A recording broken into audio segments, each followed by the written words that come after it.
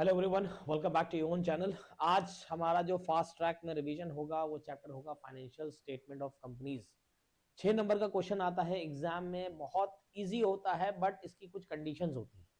इसमें थोड़ा सा लर्निंग वर्क होता है। एक बैलेंस शीट का परफॉर्मा होता है, उनके अंदर के आइटम्स होते हैं जो कि आपको याद होना चाहिए। अगर वो आपको याद है तो बस इसमें क्वेश्चन इस तरीके से पूछा जाता है कि ये चीज कहां से बिलोंग करती है, ये किस हेडिंग में आएगी, इसमें हेडिंग्स होती हैं, सब हेडिंग्स होती हैं, ये आपको मालूम होना चाहिए। वहां यही पूछते हैं तो बहुत इजी होता है, पर हमको याद इतना सारा करना है और सिर्फ पूछा जाएगा इतना सारा, मतलब इतना ज्यादा याद करके छोटा सा हमसे पूछा जाएगा, हमको नहीं मालूम उसमें क्या पूछा जाएगा, तो इसलिए हमको याद सारा करना है।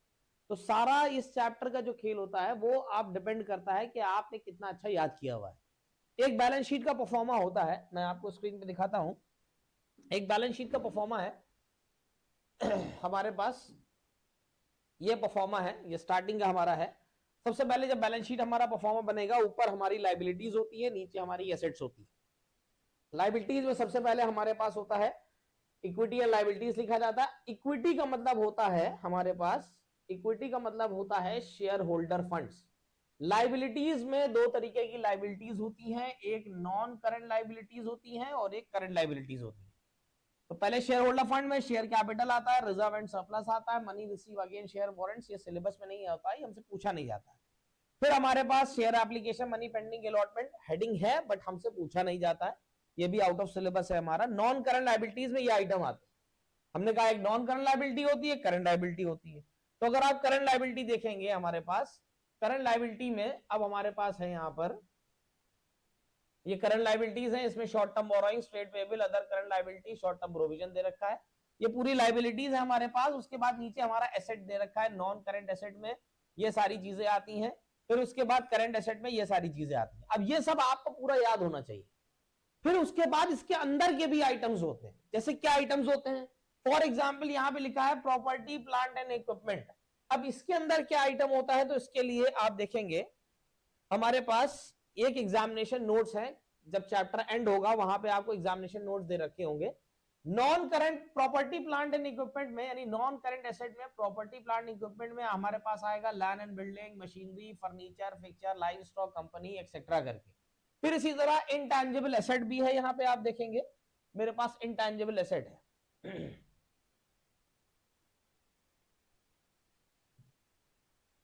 आप ये देखेंगे ये हमारी इंटेंजिबल एसेट है, इसमें भी गुडविल, पेटेंट्स, ये सारी चीजें आती हैं। फिर नॉन करंट इन्वेस्टमेंट है, long term loans and advances है, मतलब हर एक के अंदर कुछ ना कुछ आएगा। अब जैसे यहां पर हमारा है ट्रेड रिसीवेबल, इसमें दो आइटम आते हैं, आपको यहां पे दिखाते हैं।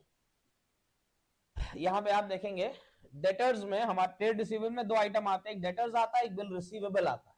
तो हर एक में कुछ ना कुछ आता है, ये आपको पूरा याद करना पड़ेगा। जैसे एग्जाम में क्वेश्चन आया ट्रेड रिसीवेबल में कौन सा आइटम आते हैं, आप कहेंगे डेटर्स और बीआर। या आपसे ये पूछा जा सकता है कि बिल रिसीवेबल कहां पे बिलोंग करता है, एसेट्स में आता है, एसेट्स में क्या हमारी करंट एसेट में आता है, करंट एसेट में ये हमारा ट्रेड रिसीवेबल शो होता है।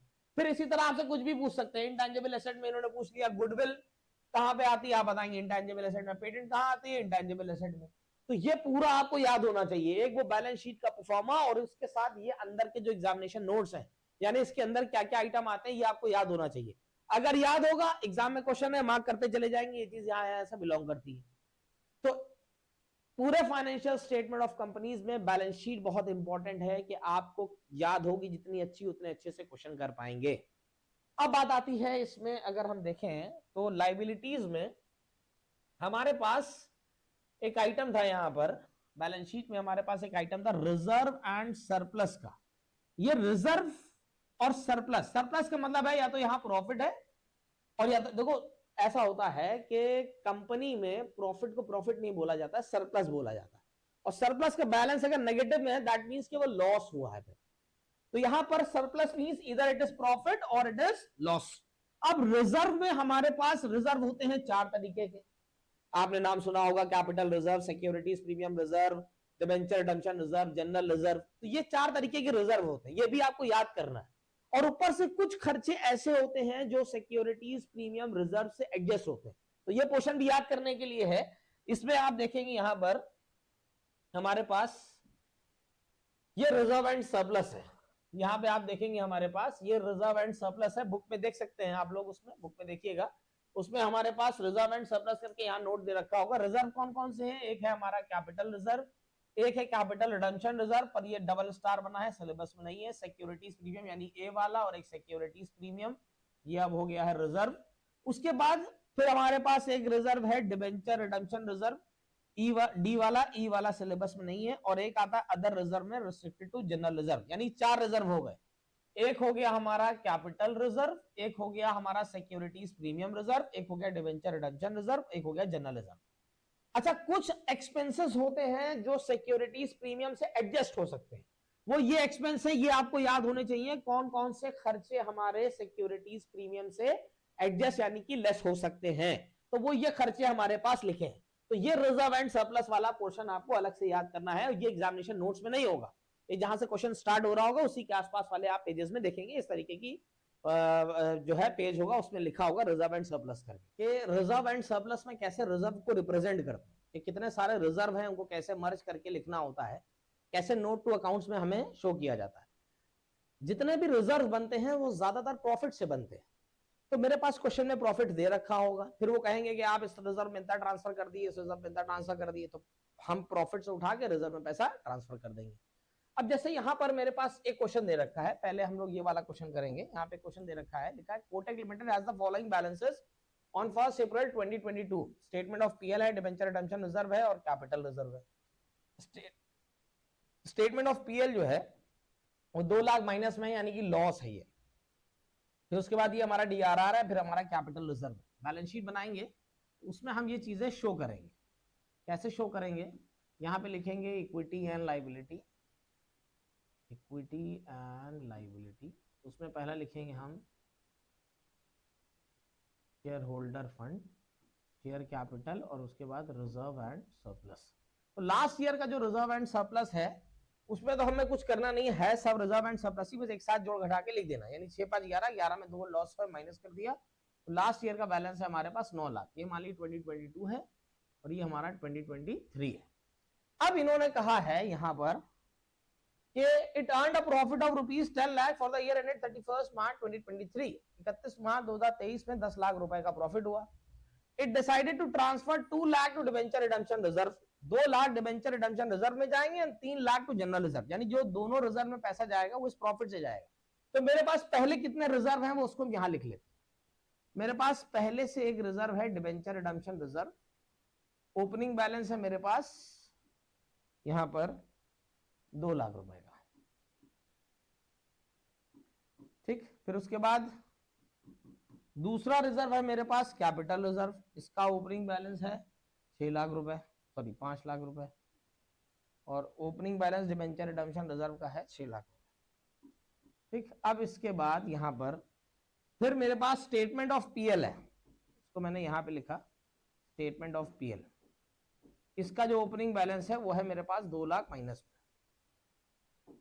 अब यहां पे कहता है कि it earned a profit of ₹10 lakh, इस साल जो प्रॉफिट हुआ वो 10 लाख का हुआ। तो यहां मैंने लिखा plus surplus for the year या फॉर द पीरियड करके मैंने लिख दिया 10 लाख रुपए का। तो ये टोटल हो गया हमारा, 10 में 2 चलेगा, ये बचा 8 लाख का प्रॉफिट। फिर इन्होंने कहा था कि decided to transfer 2 lakh to debenture redemption reserve. मैंने कहा था कोई भी रिजर्व बनेगा वो प्रॉफिट से बनेगा, 8 लाख प्रॉफिट बचा है मेरे पास। अब इसमें 2 लाख तो है हमारा, वहां चला जाएगा, ट्रांसफर टू डीआरआर, तो 2 लाख तो वहां चला गया, ये 2 लाख माइनस हो जाएंगे और 2 लाख यहां पे आ जाएंगे। प्लस ट्रांसफर फ्रॉम पीएल, ये पीएल से 2 लाख उठाए यहां ट्रांसफर कर दिया, यानी अब डीआरआर हो गया हमारा 8 लाख रुपए। फिर उसके बाद कह रहा है and 3 lakh to general reserve, और 3 लाख जनरल रिजर्व में चला गया, transfer to general reserve, 3 lakh वहां चला गया। तो यहां मैंने नया रिजर्व क्रिएट कर लिया, जनरल रिजर्व। ओपनिंग बैलेंस कुछ था नहीं, प्लस ट्रांसफर फ्रॉम प्रॉफिट और लॉस 3 लाख रुपए, ये रिजर्व प्रॉफिट और लॉस से आ गए, यानी ये हो गया 3 लाख रुपए। और इसमें कोई चेंज नहीं आया, ये 5 लाख ऐसा ही। अब इसमें कितना बचा? 8 में 2 ये चलेगा, 3 ये चलेगा, 5 चले गए, तो अब ये 3 बचे। ओवरऑल बचा कितना हमारे पास? 8 ये, 5 ये, 8 5 13, 13 3 16 और 3 19 लाख रुपए टोटल हमारे अब रिजर्व एंड सरप्लस में आ रहे हैं। यहां मैंने लिख दिया 19 लाख। ये नोट नंबर वर्किंग नोट 1 है हमारा। ये हमारा कैसे जनरल रिजर्व के बैलेंसेस शो होंगे, डिबेंचर रिडेम्पशन रिजर्व के कैसे शो होंगे, रिजर्व एंड सरप्लस में कैसे एडजस्टमेंट करा जाएगा, वो सब मैंने आपको सिखाया। इसके बाद अब यहां पर मेरे पास एक क्वेश्चन है, जैसे ये ऑपरेटिंग साइकिल है, ये एक्सपेक्टेड पीरियड ऑफ पेमेंट लिखा है ट्रेड पेबल, हमको बताना है इसमें कि कौन सी हमारी जो है वो करंट लायबिलिटी है कि नहीं है। इन्होंने बोला है कि classify the liability current liability, कौन सा ये करंट लायबिलिटी में काउंट होगा कि नहीं होगा। कैसे हम लोग देखते हैं, हम लोग एक्सपेक्टेड पीरियड पेमेंट देखते हैं कि अगर वो 12 या 12 से कम है तो वो तो करंट लायबिलिटी है कंफर्म, अगर 12 या 12 से कम है। बट अगर कोई 12 से ज्यादा है पर अपने ऑपरेटिंग साइकिल से कम है, जैसे जो 12 से या 12 से कम है वो ये है, ये है और ये है, ये सब 12 या 12 से कम है, ये हमारे पास तो करंट लायबिलिटी है कंफर्म है। बट अगर कोई 12 से ज्यादा है तो उसको भी चेक करना है उसकी ऑपरेटिंग साइकिल से, 12 से ज्यादा है पर ऑपरेटिंग साइकिल से कम है तो वो भी करंट लायबिलिटी मानी जाएगी। जैसे यहां पर देखेंगे ये 12 से ज्यादा है और इससे भी ज्यादा है तो ये तो करंट लायबिलिटी नहीं है। 13 वाली अगर देखेंगे ये 12 से ज्यादा है बट अपनी करंट लायबिलिटी अपने ऑपरेटिंग साइकिल से कम है तो ये करंट लायबिलिटी माना जाएगा। ये 12 से ज्यादा है, इससे भी ज्यादा है तो नहीं माना जाएगा। ये 12 से ज्यादा है पर इससे कम है तो ये भी हमारी करंट लायबिलिटी में काउंट होगी। तो कौन कौन सी काउंट होगी, ये वाली, ये वाली, ये तो हमने आपको पहले ही बता दिया था। तो ये सब हमारी करंट लायबिलिटी में काउंट हो जाएंगे। अब इसके बाद ध्यान दिएगा, अगर ये हमने जैसे आपसे कहा था करंट लायबिलिटी निकाली, इसी तरह आपके पास आ सकता है कि करंट एसेट बताइए, उसमें भी ऑपरेटिंग साइकिल होगा, एक्सपेक्टेड पेमेंट रिसीवेबल मतलब रिसीवेबल वाला होगा, कितना हमको पेमेंट रिसीव होगा। होते कौन है क्रेडिटर्स, पेमेंट किनसे रिसीव होता है, जिनको हम उधार माल बेचते हैं, उनसे एक साइकिल चलती है कि हम आपको उधार माल बेच रहे हैं, आप हमको इतने टाइम में पेमेंट दे दिएगा, तो वो एक्सपेक्टेड पीरियड पेमेंट होता है। तो ये एक्सपेक्टेड पीरियड पेमेंट है। इसी तरह हमको एक्सपेक्टेड पेमेंट रिसीवेबल वाला भी दे रखा होता है, उसमें हमसे कहेंगे आप करंट एसेट निकालिए। तो कैसे निकालेंगे, वही operating cycle, expected period payment देखेंगे, नियम वही लगेगा, रूल वही लगेगा। 12 या 12 से कम है तो करंट एसेट होगा, बट अगर ज्यादा है कोई चीज एक्सपेक्टेड पीरियड पेमेंट तो ऑपरेटिंग साइकिल से कम होना चाहिए, तो वो हमारा करंट एसेट में काउंट हो जाएगा। अब इसके बाद हम आगे क्वेश्चन करेंगे। ये पूरा एक क्वेश्चन दे रखा है, एक तरफ लायबिलिटी है और एक तरफ हमारी एसेट है। सबसे पहले तो हमको ये मालूम होना चाहिए, जैसे पेपर आएगा, कि ये चीज कहां से बिलोंग करती है, ताकि हमको क्वेश्चन करने में आसानी हो जाए। जैसे यहां पर मैं कुछ पार्ट करूंगा, कुछ आपको मैं होमवर्क के लिए दूंगा, आप अपना क्वेश्चन ट्राई करिएगा खुद से। देखिए यहां पर है बहुत आसान, ये कुछ आइटम है, इसको हमें मालूम होना चाहिए कि कहां से बिलोंग करते हैं। सन्ड्री क्रेडिटर्स पे अगर हम बात करें, ये कहां से बिलोंग करता है, तो सन्ड्री क्रेडिटर्स जो है वो हमारे ट्रेड पेबल में आते हैं। Securities premium reserve and surplus में आता है। Interest accrued and due on debentures other current liability में आता है। ऑथराइज शेयर कैपिटल, ये तो शेयर कैपिटल में आएगा, ये वाला भी, ये वाला भी, और कॉलिन एरियर वाला भी। Statement of PL reserve and surplus में आता है। डिबेंचर लॉन्ग टर्म बोरोइंग्स में आता है। बिल्स पेबल हमारा ट्रेड क्रेडिटर्स में आता है। ये हमने मार्क कर लिया। अब हम क्वेश्चन कैसे करेंगे, क्वेश्चन करते समय आपको सबसे पहले करना क्या है, सबसे पहले आपको एक पूरा बैलेंस शीट का परफॉर्मा जब एग्जाम में क्वेश्चन आए एज इट इज उतार दिएगा। कैसे, आपने यहां पे लिखा equity and liability, equity and liability, उसके बाद आपने यहां पे लिखा शेयर होल्डर फंड, फिर उसके बाद शेयर होल्डर फंड में आपने लिखा यहां पे शेयर कैपिटल, जो जैसे आपको याद होगा वैसे ही एज इट इज उतार देना है, रिजर्व एंड सरप्लस।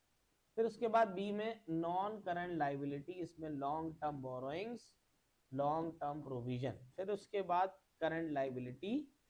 अब करंट लायबिलिटी इस तरीके से मैंने आपको बहुत सारी चीजें दिखाई हैं। हम क्वेश्चन देखेंगे तो क्वेश्चन में हमारे पास इलस्ट्रेशन जो हम कराने जा रहे हैं वो इलस्ट्रेशन नंबर 18 कराने जा रहे हैं। कोयल में इलस्ट्रेशन नंबर 18। सबसे पहले यहां पूरा कंप्लीट कर लेते हैं। करंट लायबिलिटी में हमारे पास आएगा short term borrowings, trade payables, उसके बाद अदर करंट लायबिलिटी, और इसके बाद एक आइटम और होता है इसमें, हाँ, शॉर्ट टर्म प्रोविजन। ये हमारे लायबिलिटीज के आइटम्स हैं। अब इनके लिए आप वर्किंग नोट्स बनाते हुए चलेंगे साथ में, कैसे करना है, यहाँ पे हमने पेज को डिवाइड कर लिया। सबसे पहले ये हम बनाने जा रहे हैं नोट टू अकाउंट्स।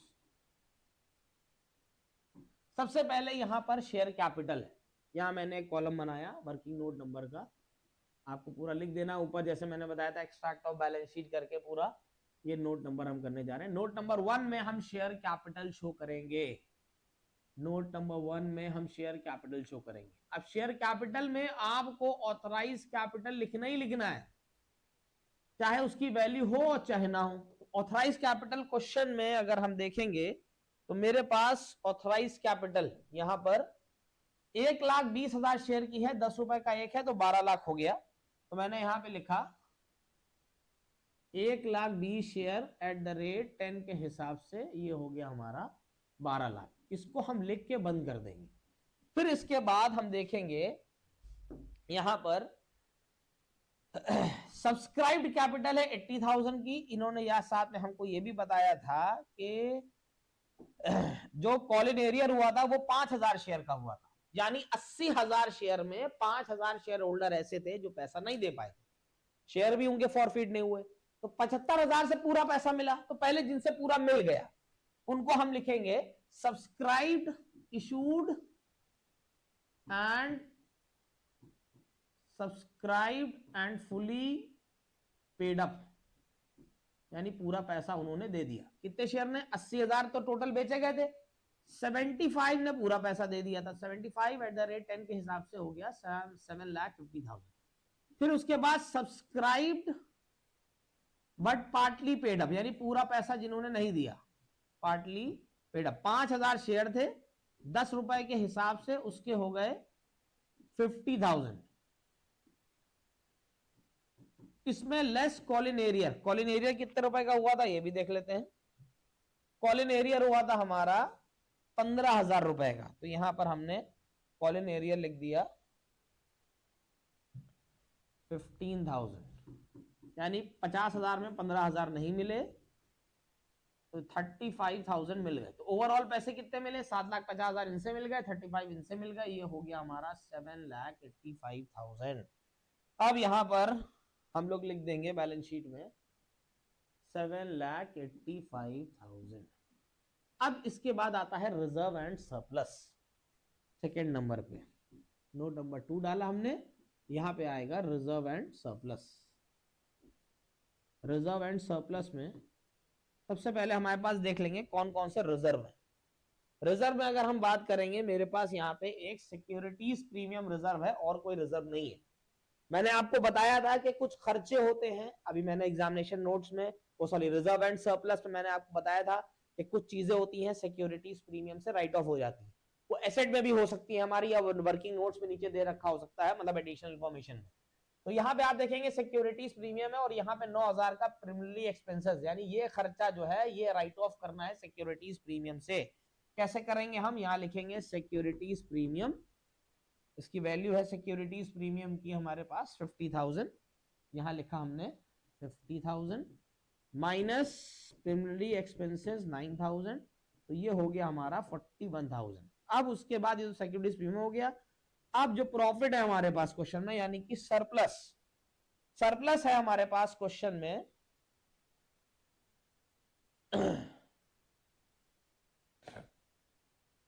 सरप्लस में हमारे पास स्टेटमेंट ऑफ पीएल में है 75,000, तो यहां पर हमने सरप्लस में लिख दिया 75,000। तो 5 + 1 यानी कि 1,16,000 रुपए यहां पर ये हमारे होगा 1,16,000। अब नेक्स्ट आता है हमारे पास थर्ड नंबर पे आता है लॉन्ग टर्म बोरोइंग्स, यहाँ पे हमने हेडिंग डाली लॉन्ग टर्म बोरोइंग्स। अब देख लेते हैं लॉन्ग टर्म बोरोइंग्स में कौन कौन से आइटम है। देखिए हम कोई कैलकुलेशन नहीं कर रहे खास, जो थोड़ा बहुत करा था शेयर में करा था, शेयर कैपिटल में, बाकी मैंने कुछ नहीं करा, वहां से उतारा, वहां नोट वर्किंग नोट में शो करा, टोटल करके यहाँ लिख दिया। जैसे यहाँ अगर हम बात करें तो लॉन्ग टर्म बोरोइंग्स में मेरे पास सिर्फ डिबेंचर आ रहा है और कुछ नहीं आ रहा है, तो आपने यहाँ पर लॉन्ग टर्म बोरोइंग्स में डिबेंचर लिखा और इसकी वैल्यू देख के लिख दी कितनी है, ये वैल्यू है इसकी 6 लाख, तो यहां मैंने लिख दिया पूरा 6 लाख रुपए, और फिर इसको मैंने यहाँ पे 6 लाख लिख दिया। लॉन्ग टर्म प्रोविजन का कोई आइटम मेरे पास था नहीं, करंट लायबिलिटी में मेरे पास अब आता है शॉर्ट टर्म बोरोइंग्स। देखेंगे शॉर्ट टर्म बोरोइंग्स में मेरे पास कुछ है क्या। शॉर्ट टर्म बोरोइंग्स में भी मुझे कुछ नहीं मिला था। फिर ठीक है आगे नेक्स्ट क्या था हमारे पास, ट्रेड पेबल। ट्रेड पेबल में दो आइटम थे। अब यहाँ पे मेरे पास नेक्स्ट पेज पे हम जा रहे हैं।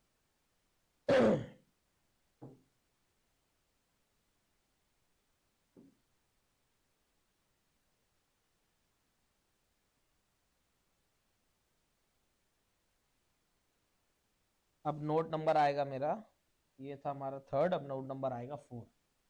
4 में हम शो करने जा रहे हैं ट्रेड पेबल। ट्रेड पेबल में मेरे पास दो आइटम थे क्वेश्चन में, एक सन्ड्री क्रेडिटर्स था, एक हमारे पास था बिल्स पेबल। तो यहाँ हमने देखा कितनी वैल्यू थी सन्ड्री क्रेडिटर्स की। सन्ड्री क्रेडिटर्स की वैल्यू थी 1 लाख और बिल्स पेबल की अमाउंट थी 76,000। तो 1 लाख हमने यहाँ लिखा 1 लाख और यहाँ लिखा हमने 76,000। यहाँ पे हो गया हमारा 1,76,000। इसको बैलेंस शीट में शो कर देंगे, कुछ नहीं कर रहा है, बस हम वहां लिख के यहाँ लिखते चले जा रहे हैं। तो यहाँ पर हम शो करेंगे, ये हो गया हमारा 1,76,000। अदर करंट लायबिलिटी में आते हैं। अदर करंट लायबिलिटी में हमारे पास interest accrued and due on borrowings था, तो इसको भी ऐसे ही लिखेंगे, interest accrued other current liability में 5th नंबर पे other current liability interest accrued and due on borrowings. अब देखेंगे interest accrued and due on borrowings में कितनी वैल्यू दे रखी है हमारी।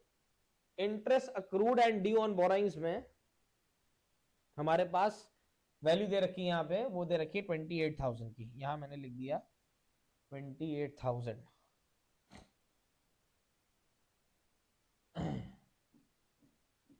अब जब यहाँ लिख दिया इसको, फिर हम यहाँ लिख देंगे अदर करंट लायबिलिटी में यहाँ पे 28,000। ये हमारा 4th आइटम था, ये हमारा 5th आइटम था। अब इसके बाद आता है short term provision. Short term provision कभी कभी ऐसा भी होता है, प्रोविजन फॉर डाउटफुल डेब्ट जो है वो हमारे एसेट साइड में डेटर्स में लेस करके दे रखे होते हैं। तो यहाँ पे हमारा प्रोविजन फॉर डाउटफुल डेब्ट जो है वो 8700 रुपीज का दिखा रहा है यहाँ पर उसको यहाँ थोड़ा चेंज हो गया है, इसको आपको यहीं पे लेस करना है, वहां शो नहीं करना है। तो इस तरीके से पूरी हमारी ये लाइबिलिटी वाला पोर्शन हो गया। इसी तरह एसेट में चले जाएंगे, इसी के नीचे सेम जब जब एसेट में जाएंगे हम लोग, तो यहाँ पर हमने जैसे यहाँ तक हमने किया है इसको। अब यहाँ पे हमारा टोटल हो जाएगा, ये टोटल जो भी वैल्यू आएगी हमारी टोटल निकल के आ जाएगा 17,05,000 करके कुछ आएगा। अब इसके नीचे हम लोग एसेट लिखेंगे। एसेट में फिर हमारी सबसे पहले आता है non current asset. Non current asset में सबसे पहले आ जाता है प्रॉपर्टी प्लांट एंड इक्विपमेंट, फिर उसको शो करते चले जाएंगे। ऐसे हमारे पास बोर्ड थोड़ा सा छोटा है, इसमें इतना नहीं समझ कर पाएंगे क्वेश्चन एक पूरे पेज पे। मैंने पूरी लायबिलिटी वाला साइड कर दिया है। एसेट वाला आपको खुद करके जो है हमारे टेलीग्राम वाले चैनल पे हम लिंक शेयर कर देंगे, उस पर आपको पूरा सॉल्व करके भेजना है। बुक से थोड़ी हेल्प ले सकते हैं, बट चीजें याद होंगी तभी कर पाएंगे। वीडियो को लाइक करें। आज के लिए इतना, thank you so much. Video को लाइक करें, शेयर करें, सब्सक्राइब करें चैनल को। Thank you.